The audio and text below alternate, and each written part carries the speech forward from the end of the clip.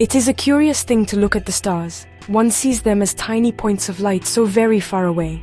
We give them names and draw lines between them, as if we could ever truly hold them. But what if one of those lights was not a star at all? What if it was a doorway? For a long time, the wisest men on earth looked at a single faint glimmer.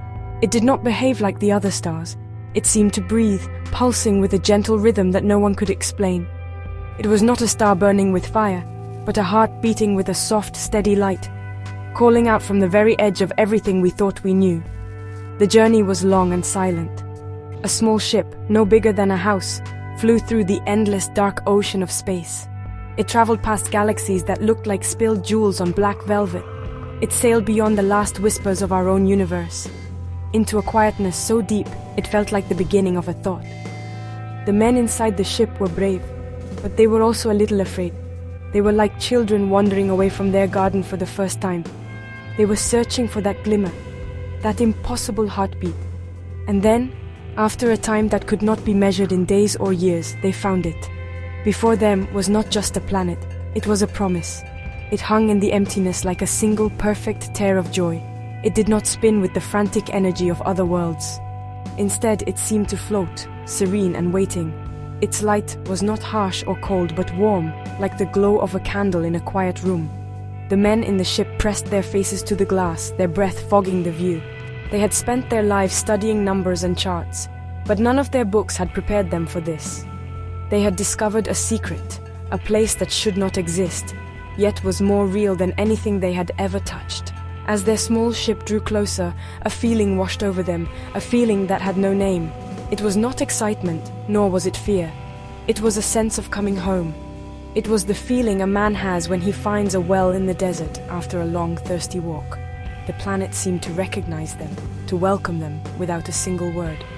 They had traveled to the edge of the universe, expecting to find only cold emptiness.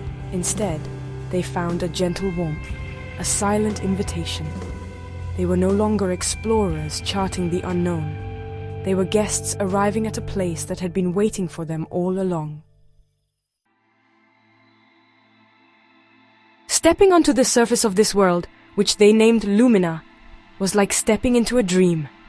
The ground beneath their boots was not made of rock or dust. It was soft, like moss, and it glowed faintly with every step, leaving a trail of shimmering footprints behind them. The air did not need to be filtered through a helmet. It was clean and sweet, smelling of rain-soaked earth and something like honey. Looking up, they saw no sun. The light came from everywhere at once, a gentle, diffused radiance that cast no shadows. It was as if the sky itself was the source of all warmth and brightness. The colors of Lumina were not colors one could find in a paint box. The grass was a shade of deep, velvety blue that seemed to hold the night sky within its blades. The rivers did not flow with water, but with a liquid that shimmered like molten silver, humming with a low musical frequency as it moved. Trees stretched towards the sky, their leaves made of something like spun glass, catching the light and breaking it into 1,000 tiny rainbows. A soft wind whispered through these glass leaves, creating a melody that was both happy and sad, a song of immense peace that settled deep within the soul. One might think such a place would be silent, but it was full of sound. It was not the noise of machines or cities, but the music of existence itself. The soft thrum of the silver rivers, the gentle chime of the glass-leafed trees, the quiet hum of the glowing moss underfoot. It all blended into a perfect harmony. This symphony was calming. It washed away the worries one carries, the little anxieties that make the heart heavy. The men found themselves breathing more slowly, their shoulders relaxing. The constant quiet music of Lumina told them that everything was all right, that they were safe. The world felt alive. It was not just a collection of strange plants and landscapes. It had a presence, a soul. One could feel its gentle consciousness in the air, in the soil, in the light. It was a feeling of being known and accepted, completely and without question.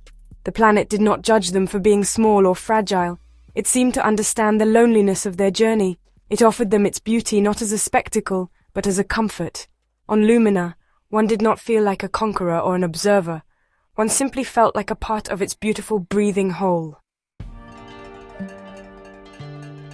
From the shimmering silver rivers emerged the inhabitants of Lumina. They were not frightening creatures of science fiction tales. They were beings of pure grace and light. Tall and slender, their forms seemed woven from the very starlight that filled the void between worlds. Their skin glowed with a soft internal luminescence, and their movements were slow and deliberate, like a dance. They had no faces as humans know them, yet one could feel their gaze, a look of profound kindness and ancient wisdom. They were the keepers of this world, the shepherds of its peace. These beings, whom the visitors called the Lumine, did not speak with voices. Their thoughts flowed directly into the minds of the men, not as words but as feelings and images. They shared the story of their world, a story as old as time itself. They spoke of connection, of how every star, every planet, every living thing is tied together by invisible threads of light. They did not build cities of metal or stone. Their homes were the groves of glass-leafed trees. Their society, a silent, perfect dance of cooperation. There was no greed, no anger, no sadness here, only a deep and abiding contentment. The Lumen showed the men their way of life.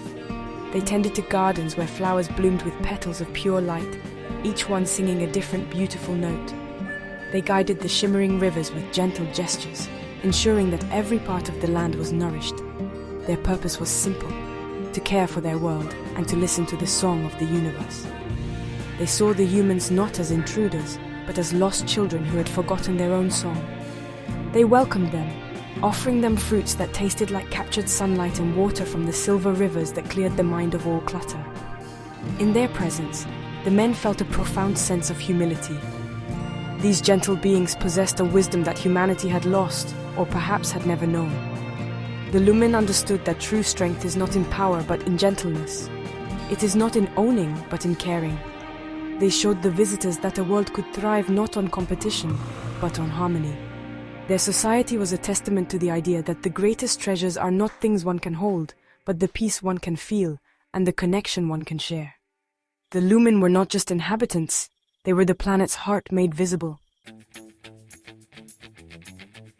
The time spent on Lumina changed the visitors forever. It was not a change that could be seen with the eyes, but one that was felt deep within the heart. The constant noise and hurry of their own world began to feel like a distant, unpleasant dream. Here, in the gentle, shadowless light, they remembered what it was to be still. They learned to listen not with their ears, but with their whole being. The Lumen taught them that every person carries a little piece of starlight inside them, a small glowing ember that often gets buried under worries and fears. They began to see their own world differently. They thought of the blue oceans of Earth, the green forests, the vast deserts. They had always seen them as resources, as things to be used. But now they saw them as Lumina saw itself, as a living, breathing being that deserved care and respect. The wisdom of the Lumen was not a complex philosophy, it was a simple truth. To love the world is to love oneself. To harm the world is to harm oneself. This simple idea, felt so deeply on Lumina, became the most important discovery of their entire journey. When the time came to leave, a great sadness fell upon the men. They did not want to return to a world of shadows and noise. They wanted to stay in this place of peace, to walk on the glowing moss and listen to the music of the glass-leaf trees forever. A part of them now belonged to Lumina. The Lumen seemed to understand this. They did not offer words of goodbye. Instead, they placed a gentle, glowing hand on each man's heart. It was a silent promise, a gift. They were sending a piece of their world back with them, a seed of light to be planted on Earth. The journey home was different. The silence of space was no longer empty. It was filled with the memory of Lumina's song. The men carried a new hope within them.